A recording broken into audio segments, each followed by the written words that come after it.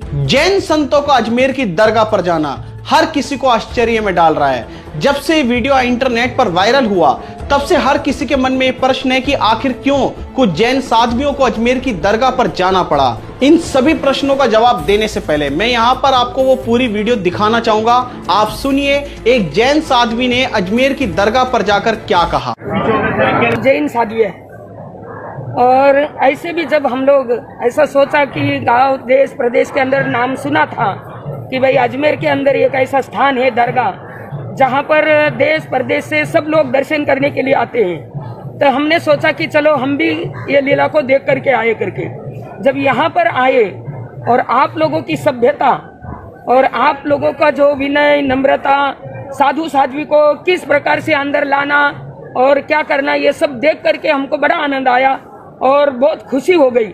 और ये दर्शन कर करके ये स्थान सभी देख करके बड़ा आनंद आया कि ये स्थान एक पवित्र है, पावन है और क्या है कि जो सभी लोग यहाँ पर दर्शन करके जो अपनी मनोकामना लेकर के आते हैं तो उनकी मनोकामना जो पूर्ण हो रही है, तो हमारा वही एक संदेश है। क्योंकि हम अहिंसा परमो धर्मों को क्या है कि मानने वाले एक जैन साध्विया होते हुए भी ये आपका रमणीय स्थान देखने का भाव हुआ और हम लोग यहाँ पर आए, परंतु वास्तव में ऐसा लगा कि ये भी कोई एक भगवान का स्थान है करके और आप लोगों को देख करके बड़ा आनंद आया। आपका नाम बता दीजिए। हाँ, हमारा नाम है चंदन बालाजी पद्मावती जी। तो मित्रों, आपने देखा एक जैन साध्वी किस तरह से अजमेर की दरगाह पर खड़े होकर वहां की प्रशंसा कर रही हैं। अगर एक तरह से देखा जाए तो अप्रत्यक्ष रूप में वो इस्लाम धर्म का सपोर्ट कर रही हैं। और ये हम सभी जानते हैं कि जैनी तो क्या, हिंदू के भी इस्लाम धर्म पूरी तरह से अपोजिट है। हमारे जैन संस्कारों में कहा जाता है, अब हमारे भादवा शुरू हो गया, 10 लक्षण पर्व शुरू हो गए, हम लोग रात्रि भोजन नहीं करते और इस्लाम धर्म में रोजा ही रात को खुलता है। यानी कि जो धर्म हमारे धर्म से पूरी तरह से विपरीत है। और हमारे जैन साधु या जैन संत अगर उनकी अजमेर की दरगाह या किसी भी दरगाह पर जाकर उनके धर्म को सपोर्ट करेंगे तो इससे ही पता चलता है कि हमारा धर्म किस विनाश की ओर बढ़ रहा है।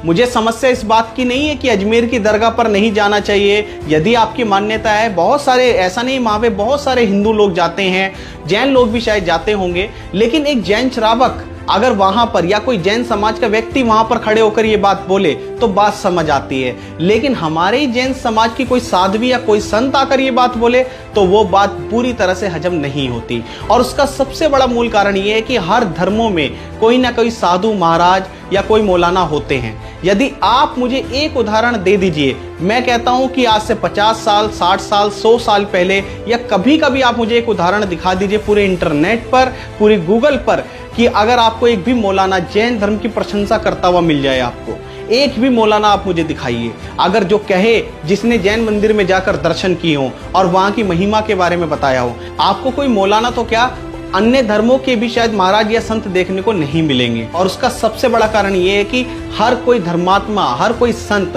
अपने धर्म की सबसे बड़ा चढ़ाकर प्रशंसा करता है और कहीं ना कहीं ये बताने का प्रयास करता है कि हमारा धर्म सर्वश्रेष्ठ है, चाहे वो इस्लाम धर्म हो, चाहे वो हिंदू धर्म हो, चाहे जैन धर्म हो। और अगर हमारे जैन धर्म के साधु संत ही अपने धर्म को छोड़कर दूसरे धर्म की प्रशंसा करने लगेंगे तो हमारे जो जैन श्रावक हैं, जो जैन धर्म को मानने वाले लोग हैं, वो कहाँ जाएं? वो तो पहले से इतने भटकाव में चल रहे हैं और उसके बाद उनका ध्यान और कितना ज़्यादा भटकेगा, आप खुद इस बात को अच्छे से समझ सकते हैं। मैं यहाँ किसी धर्म की बुराई नहीं कर रहा हूँ और मैंने ये बात पहले भी कही थी कि ये बात सच है कि सभी धर्मों से ऊपर इंसानियत का धर्म सबसे बड़ा होता है। लेकिन ये इंसानियत का धर्म तभी अपनाना चाहिए जब अन्य लोग भी इस धर्म को अपनाते हों। हम तो जैन होकर मस्जिद में जाने को तैयार हैं, लेकिन एक मुस्लिम व्यक्ति, एक सिख व्यक्ति अगर जैन मंदिर में आने को तैयार नहीं है तो हमारा भी जाना पूरी तरह से व्यर्थ है। और इससे कहीं ना कहीं लोगों की नजर में यह मैसेज जाता है कि हम लोग कहीं ना कहीं उनके धर्म को मान रहे हैं, यानी कि हमारे धर्म से सर्वश्रेष्ठ उनका धर्म है। और ये मैसेज बहुत ही गलत तरीके से लोगों में फैलाया जा रहा है। अभी ये जैन साध्वी की जो वीडियो मेरे पास किसी अजमेर के भाई ने भेजी तो मैंने उनसे फोन पर चर्चा की और उन्होंने मुझे बताया कि राहुल जी, सबसे पहली गलती तो समाज के लोगों की है जो जैन साध्वियों को यहाँ पर लेकर आए, और उसके बाद सबसे बड़ी गलती कहीं ना कहीं हमारी जैन साध्वियों की है जिन्होंने कैमरे पर आकर इस तरह की टिप्पणियां की।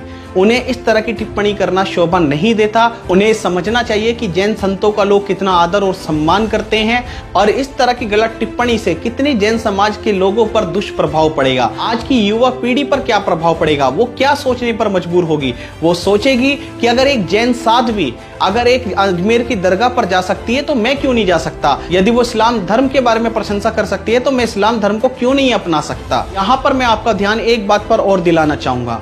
आपने देखा यदि अजमेर की दरगाह पर वो गए तो वो मौलाना किस तरह से उनका वीडियो शूट कर रहे हैं। यदि कोई इंसान वहां पर आ भी गया, चलिए उनकी एक मंशा थी कि अजमेर की दरगाह वो देखना चाहती थी, तो उनका वीडियो बनाने की क्या जरूरत थी। क्योंकि ये मौलाना, ये सभी लोग कहीं ना कहीं ये दिखाना चाहते हैं, देखो इस्लाम धर्म को जैन साधु संत तक मानते हैं। ये सिर्फ दिखाने का। आपने डॉक्टर जाकिर नायक का नाम जरूर सुना होगा और वो भी यही करते हैं। ये सिर्फ एक मशीनरी का फैलाया हुआ काम है। सारी दुनिया में ये मैसेज कहीं ना कहीं ये लोग पहुंचाना चाहते हैं कि देखो इस्लाम धर्म कितना बढ़िया है, कि कितने लोग इस इस्लाम धर्म को मानते हैं, किस तरह से जैन, हिंदू, सिख लोग इस्लाम धर्म में कन्वर्ट हो रहे हैं। इस्लाम धर्म से बढ़िया कोई धर्म ही नहीं है। डॉक्टर जाकिर नायक भी ये काम कर रहा है और ये जो अजमेर के मौलाना है उन्होंने भी कहीं ना कहीं यही हरकत की है। नहीं तो वीडियो बनाने की कोई जरूरत नहीं थी ऐसी स्थान पर, और उन्होंने वीडियो बनाया है तो उससे उनकी मंशा साफ पता चलती है। यदि आप भी मेरी बात से सहमत हैं तो अधिक से अधिक इस वीडियो को व्हाट्सएप ग्रुप, जैन समाज के ग्रुपों में फैला दीजिए और लोगों को जागरूक कीजिए। और आगे पूरी जैन समाज को इस बात का प्रयास करना चाहिए कि आगे ऐसी कोई भी हरकत ना हो पाए। और यदि फिर भी कोई जैन साधु, जैन संत, जैन साध्वी इस तरह की हरकतें करती हैं तो मुझे लगता है कि उन्हें इस धर्म को छोड़कर उसी धर्म को अपना लेना चाहिए। जय जिनेंद्र।